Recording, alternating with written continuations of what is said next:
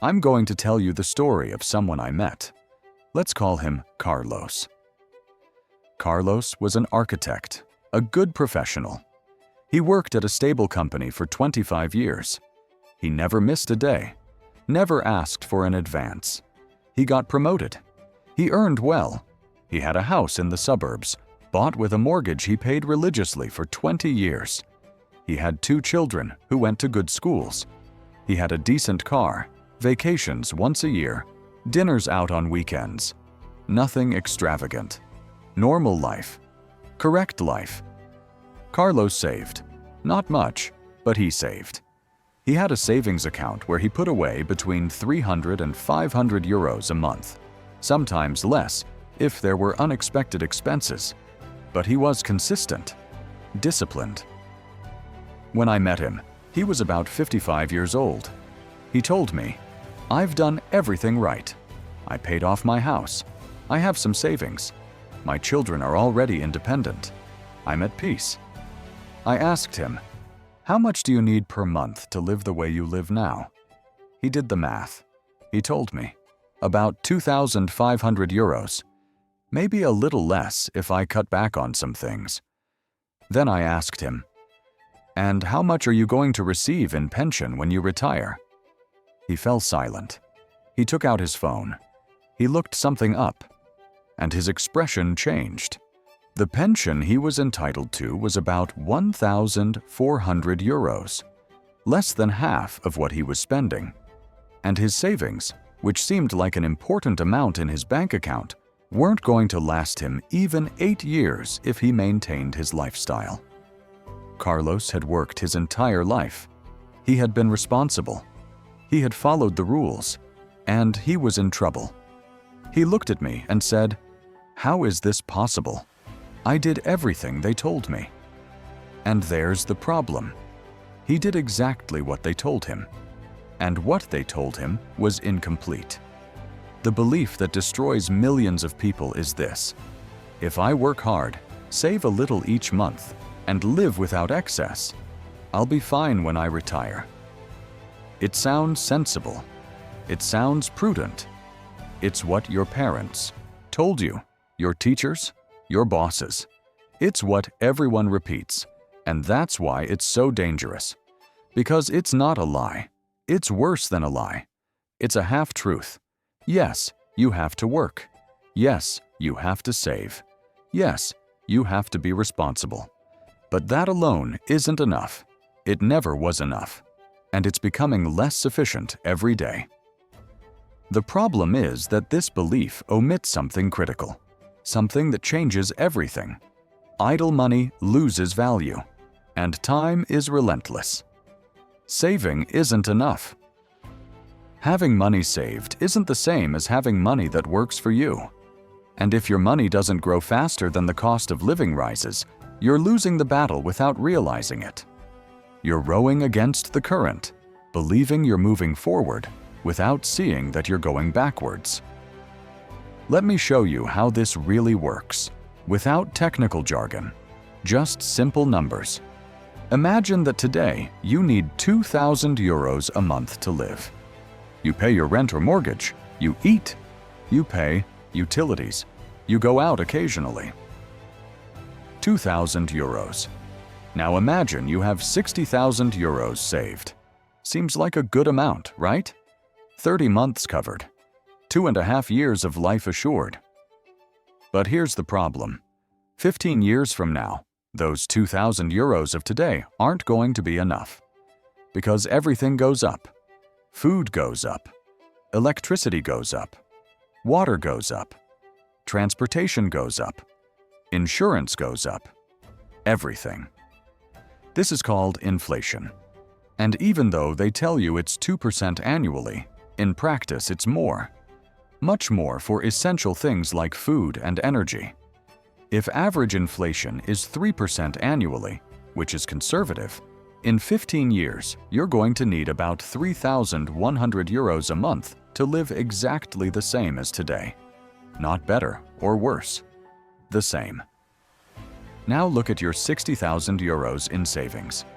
if they're in a traditional savings account, which gives you 0.5% annually, or even 1%, their real value is melting away. Every year that passes, those 60,000 euros buy less.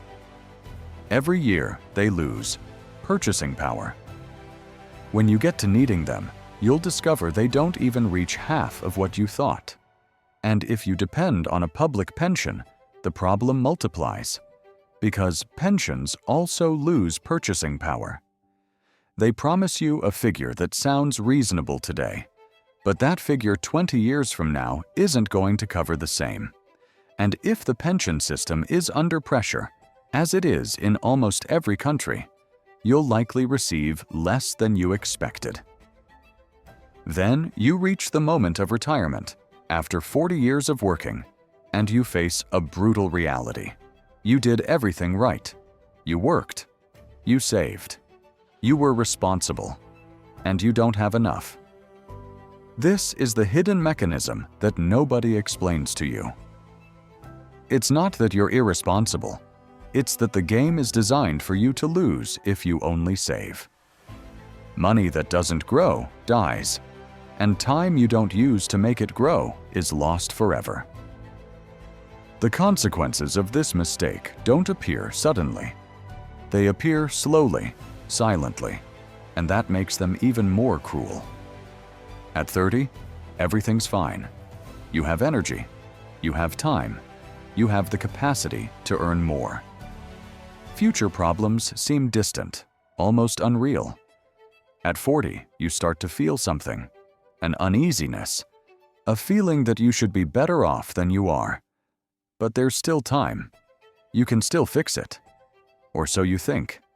At 50, like Carlos, you realize you have few years left to correct what you didn't do in the last 20. But now you have less time, less energy, and probably more expenses. Kids in university, elderly parents who need help, the house that needs repairs. At 60, if you didn't act in time, you face impossible decisions. Work more years than you wanted. Drastically reduce your standard of living. Sell the house you paid for over decades. Depend financially on your children. Live with the constant anguish that the money is running out and you don't know what's going to happen. I've seen brilliant, hardworking, honest people live their final years in fear. Fear of getting sick because they can't afford treatment. Fear that an unexpected expense will destroy everything. Fear of being a burden on their children. And all because they believed that saving was enough. Because nobody taught them that money has to grow. That time is the most valuable asset you have. And that what you don't invest today won't be there tomorrow. This is the real consequence. It's not theoretical. It's the life of millions of people who did everything right and ended up wrong. After so many years observing money, after seeing stories like Carlos's repeat themselves again and again, I've reached a simple but definitive conclusion. What really matters isn't how much you earn. It's how much of what you earn works for you while you sleep. You can have a high salary and be broke. You can have savings and be in danger. Because idle money is dead money. And lost time is never recovered. Most people spend their entire lives working for money. Getting up every morning to exchange hours for euros.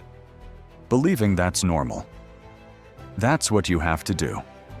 But those who end up well, who reach the end calm, without anguish, without depending on anyone, are those who at some point understood something fundamental. Money has to work for you. It's not magic. It's not luck. It's not being born rich. It's understanding that inflation doesn't forgive, that pensions aren't going to be enough, that the system isn't designed for you to come out ahead, it's designed for you to keep working, paying, consuming until the end. It's understanding that your financial peace isn't going to be built by your boss, or the government, or anyone other than you. and that you have to start now, not tomorrow, not next year. Now. Because the most expensive mistake you can make in your life isn't losing money on a bad investment. It's not spending too much on something you didn't need. The most expensive mistake is losing time. Entire years believing you don't need to do anything different. That by following the path everyone follows, you're going to arrive at a different place. You're not going to arrive. And when you realize it, when you see that time has run out and options have closed, it's going to be too late. So if there's something I want you to take away from this, something that resonates when you turn off this video and continue with your day, it's this. Don't blindly trust that everything will work out. Don't wait to have more money, more time, more clarity. Start today. With little. With what you have, but start. Make your money work. Learn how money really works. Invest in your financial education, because that's the only thing nobody can take from you. And when 20 years from now you look back, I don't want you to be like Carlos, discovering that you did everything right according to the wrong rules.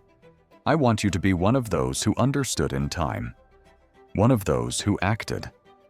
One of those who made sure their future didn't depend on luck, or the government, or anyone else.